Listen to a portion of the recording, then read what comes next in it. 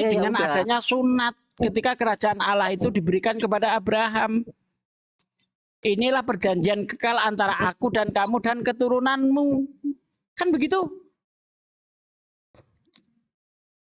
Oke, Bang Andi, kayaknya bukan lawan saya. Ini saya mau cari lawan yang hebat aja lah ini. Bang Silakan Freddy. Bang Andi. Bang Freddy. Masuk ke Al Hidayah lagi, Pak Al Hidayah dulu. Silakan Bang Hidayah. Kerja. Jangan makan gaji buta. Ya. Ya, terima kasih ya Pak Desugi atas sering-seringnya. Mudah-mudahan dari Kumal yang seperti ini kita mendapat edukasi. Dan yang pasti Bang Freddy, sebenarnya kami di sini mau dari tadi ya mengajak antum kembalilah kepada gospel. Adapun yang dibahas sama Bang Handi itu hanya membawa kamu ke logik akal, karena itu tujuannya tidak lain semata-mata untuk membawa kamu berpikir gitu. Apakah keimanan dogma dan doktrin ini boleh dikonsumsi atau boleh diperagakan atau boleh diimani lagi, sedangkan Alkitabiah yang menentangnya. Nah, kalau tadi tentang roh, walaupun itu sudah kelar, namun ada yang saya mau kasih tahu di sini sama Bang Freddy, bahwa semua narasi yang dibangun tadi itu konsepnya itu tidak Alkitabiah. Contoh, ditanya sama teman-teman Muslim tadi tentang keberadaan Roh Yesus ini. Tidak ada di Bible itu diterangkan bahwa Roh Yesus itu adalah Roh Allah dan Roh manusia adalah roh yang lain. Apa yang jelas di dalam Bible, contoh kalau Roh Allah ini banyak ayat di Ayub 27 nomor 3, Roh Allah ada di lubang hidung Ayub. Kejadian 6 nomor 3, Roh Allah akan berada di setiap manusia selama 120 tahun. Di 2 Tawarik 15 nomor 1, Ahazia dihinggapi Roh Allah. Kejadian 1 ayat 2, Roh Allah melayang-layang di atas permukaan air. Di Lukas 3 nomor 22, Roh Allah seperti burung merpati. Ini tidak ada yang menunjuk kepada Yesus. Namun yang kita bangun di sini adalah edukasi. Ya, intinya kami membentengi diri kami sendiri dan mudah-mudahan kepada anak cucu supaya kira-kira jangan terkontaminasi atau terkontek dengan ajaran-ajaran dogma. Tentang Roh Kudus pula, itu Bang Freddy boleh simak di Kisah Para Rasul ya, 1 nomor 5, Rasul 4 nomor 8, Kisah Para Rasul 4:31, Kisah Para Rasul 7:55, Kisah Para Rasul 6 nomor 5, Kisah Para Rasul 6 nomor 8, Kisah Para Rasul 11:24, Kisah Para Rasul 13 nomor 9, Kisah Para Rasul 13:52, 1 Korintus 6 nomor 19 dan 1 Korintus 12 nomor 3. Ngantuk. Pak, ngantuk saya. Ya, yang mana roh Yesus ini pun daripada roh Allah itu dikatakan oleh Paulus adalah terkutuk. Jadi sebenarnya Bang Freddy, simple ya. Ketika kita menjelaskan Tuhan, apalagi bab ketuhanan dan roh-roh, bukankah lebih baiknya kembali kepada acuan yang benar itu atau jawabannya mengikuti ajaran Yesus? Contoh kalau Yesus dipertanyakan tentang ketuhanan itu tidak ada geliputannya Bang Freddy. Mudah-mudahan kamu inilah orang-orang yang walaupun dogma itu masih harus dilakukan, silakan, karena Islam itu la ikraha fiddin, toleransi aja. Lakum dinukum waliyadin. Namun ada kewajiban kami untuk mengasih tahu Anda tentang kebenaran. Yang mana kebenaran itu mutlak sudah dalam Islam. Inna dina indallahil Islam. Tidak ada lagi agama yang lebih sempurna dari Islam. Buktinya beberapa bulan ini berbondong-bondong sudah 100 lebih orang mualaf. Karena itulah bukti bahwa selain daripada dogmatis yang tidak Alkitabiah, semakin teman-teman Kristen mengasumsikan apa ayat-ayat di Bible yang seperti Pak D ini yang lebih tahu Bible itu khususnya mengasih tahu, maka teman-teman di bawah itu yang menyimak dan menjadi penilai kepada Anda. Jadi kalau sebaiknya kalau teman-teman Kristen tidak tahu banyak data atau lebih suka ademnya kepada asumsi, maka jangan naik di atas karena itu nanti bahan ketawaan satu. Yang kedua, membuat teman-teman Kristen. Tadi kan dipanggil Pak saya. Gimana? Tadi saya kan diundang. Oh ya. Iya. Oh, iya. Enggak apa-apa. Dia edukasi aja. Enggak apa-apa. Edukasi aja ini. Edukasi aja ini. Karena nanti banyak teman Kristen yang di bawah itu yang menyimak, nanti katanya, oh Bang Ustadz Sugi mengutarakan dalil ini kok nggak pernah kami baca. Kok ada yang ajaran gini, yang tiba-tiba yang kami tahu. Nah ini yang membuat para mu'alaf itu yang dibawa menyimak itu tahu.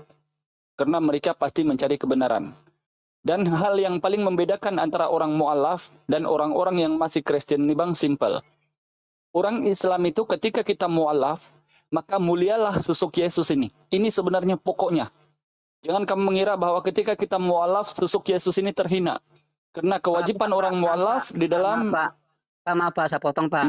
Bapak jangan panjang-panjang. Bapak jangan panjang-panjang ceramah di sini, Pak. Bapak ini aja apa namanya itu coba edukasi aja Pak saya gitu. Iya, ini Kenapa? edukasi sama Anda ini.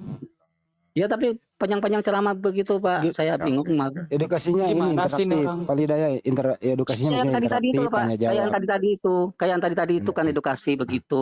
Tanya tanya kalau jawab maksudnya. kalau Bapak ceramah begini malah Kok tanya jawab? Kan Bapak Maksudnya gimana ini? Mau ditanya gitu? lah ya terus Bapak Maksudnya poinnya gini, apa? Pak Terus Freddy. Bapak poinnya apa yang mau ditanyakan apa yang mau di Enggak mau ditanya bang, enggak mau ditanya lagi sama kamu. Saya cuman kasih tahu kami iman kami sekarang yang alhamdulillah sudah Islam dan ternyata itu adalah menjadi pengikut Yesus yang benar.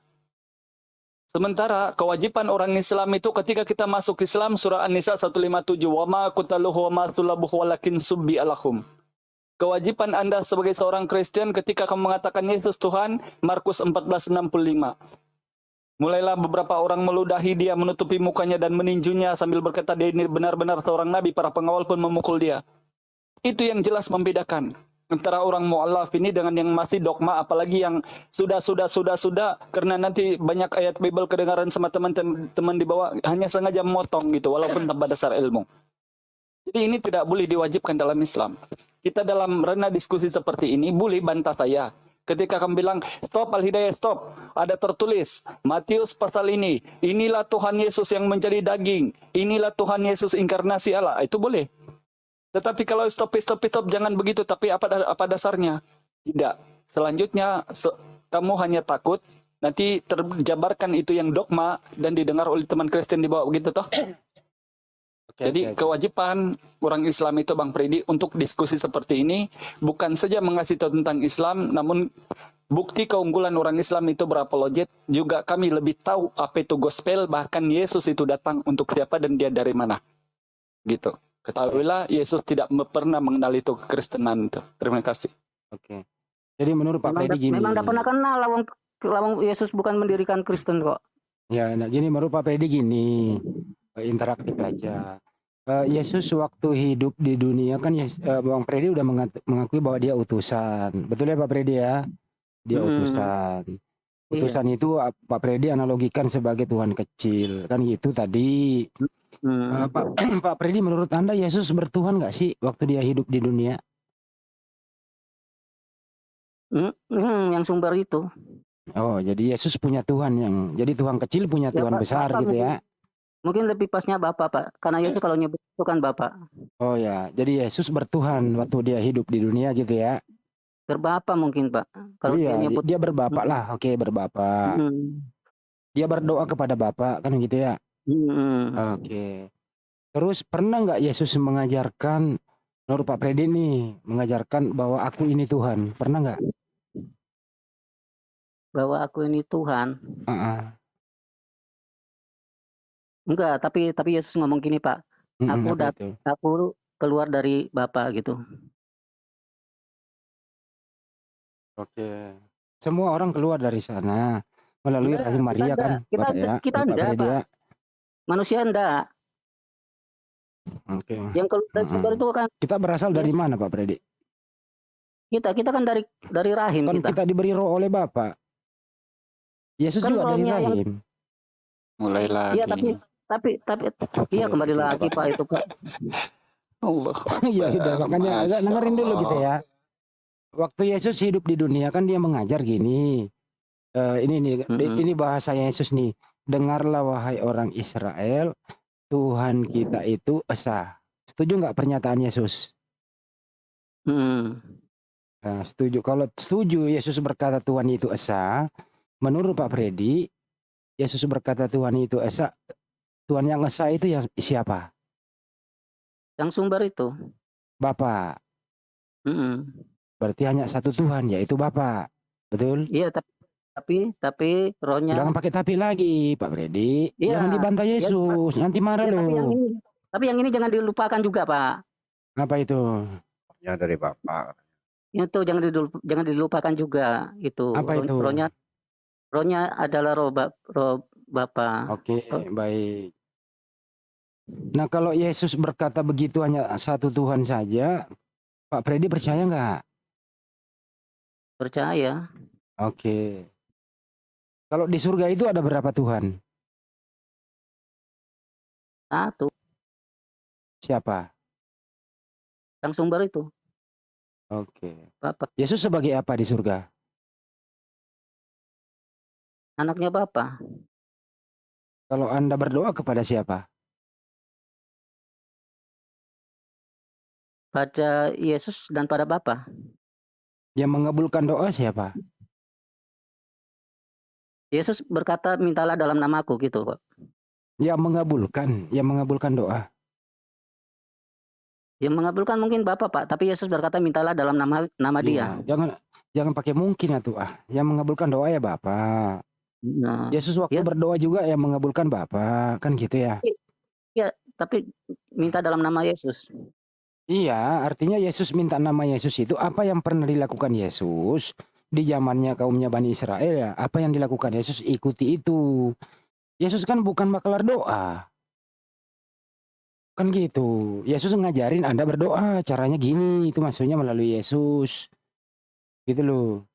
Paham sampai sini? Hmm. Jadi nggak perlu nyebutin nama Yesus kalau berdoa, langsung aja minta ke Bapa. Yesus kan bukan maklar doa. Bukan Yesus penyampai suruh doa nyebut dia. Yesus suruh nyebut namanya Dia. Minta dalam namaku gitu. Itu kan bahasa, bukan bahasa yang sebenarnya minta dalam namaku. Jadi masa setiap berdoa, hai Yesus, sampaikanlah doaku kepada Bapa. Kalau kau tidak sampaikan, bagaimana? Bukan kita berdoa, Bapa, tolong permohonan gini-gini, kami minta di dalam nama Yesus gitu. Ya, terus yang mengabulkan doa siapa? Bapa. Bapa. Kenapa nggak minta ke Bapa aja? Ya Yesus suruh dalam nama Dia kok. Caranya bagaimana? Ya Bapa, kabulkanlah permohonan kami mohon dalam nama Yesus. Jadi kalau tanpa menyebut nama Yesus, doa Anda tidak dikabulkan? Nggak tahu, tapi Yesus kan suruhnya nyebut minta dalam nama Dia. Kalau minta langsung tanpa menyebut Yesus bisa nggak? Aduh, nggak tahu Pak. Itu pokoknya Yesus kan suruh dalam nama Dia. Aku nggak tahu. Nggak tahu juga ya. Pokoknya Yesus suruh minta dalam nama Dia. Jadi kalau Bunda Maria berdoa atas nama anaknya juga gitu? Enggak. Nah kan hidup sejaman dia. Bunda Maria berdoanya sama Bapa. Nah sekarang di surga ini gitu, Yesus masih anak Bunda Maria, betul ya? Di surga? Yesus itu anaknya Bunda Maria, betul? Yesus anaknya Bunda Maria. Jadi yang disembah itu bukan anak Maria, tapi yang disembah adalah Bapa yang mengutus Yesus, betul ya? Yang kami sembah itu adalah Bapa sebagai Sang Sumber dan juga Yesus. Sekarang kita kembali pakai akal. Tuhan ada berapa? Ada satu. Bapa, betul ya? Bapa. Nah, kalau pakai iman ada berapa Tuhan? Bukan kalau pakai ini Pak, kalau pakai pakai iman ada berapa Tuhan? Kalau kita melihat Yesus itu Dia adalah sebagai anak Allah, maka maka Allah itu ya ada Bapa ya ada juga Yesus itu. Yesus ya Bapak ya Bapak, kan nggak sama. Iya, tapi kan kalau kita melihat Yesus itu nature-nya itu adalah rohnya itu adalah roh Allah. Ya ya dia ini juga Tuhan saya juga. Menurut Pak Freddy Tuhannya Bunda Maria siapa? Bapa, Sang Sumber. Tuhannya Nabi Musa siapa? Bapa. Tuhannya Freddy siapa? Tuhan Bapa dan Yesus. Berarti Tuhan Freddy sama Tuhannya Bunda Maria beda?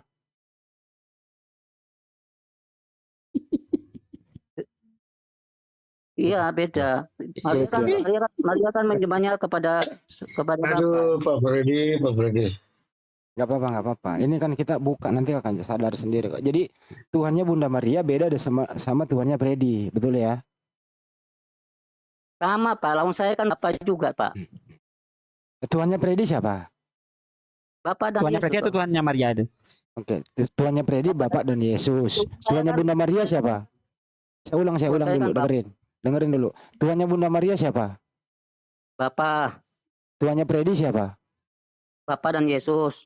Sama atau beda? Sama lah, sama itu kan ada bapaknya juga. Bunda Maria menuhankan Yesus. Enggak, ya saya aja yang menuhankan Yesus. Berarti beda dong. Kan